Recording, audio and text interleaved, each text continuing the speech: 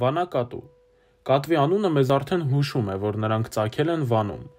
իսկ ավելի կոնկրետ Վանալճի մերձակայքում։ Արտաքին տեսքի հետ կապված նրանք լինում են սպիտակ, հիմնականում պոչի և գլխի հատվածում ոսկեգույն երանգներով։ Վանակատուները աշխարհում միակ կատուներն են, որոնք կարողանում են լողալ։ Նրանք լողում են ոչ միայն որսի համար, այլ նաև հաճույքի։ Նրանց մատների արանքում թաղանթ կա, որի օգնությամբ նրանք ավելի լավ են լողում։ Եթե վանակատվին տաք ուտելիք, և եթե ուտելիքը իր կարծիքով լինի տաք, նա կարող է առջևի թաթով ստուգել ուտելիքի ջերմաստիճանը։ Շատերը մտածում են, որ վանակատուն մնացած կատուներից տարբերվում է տարբեր աչքերի գույներ ունենալով։ Նրանց աչքերը կարող են լինել երկնագույն կամ սաթագույն,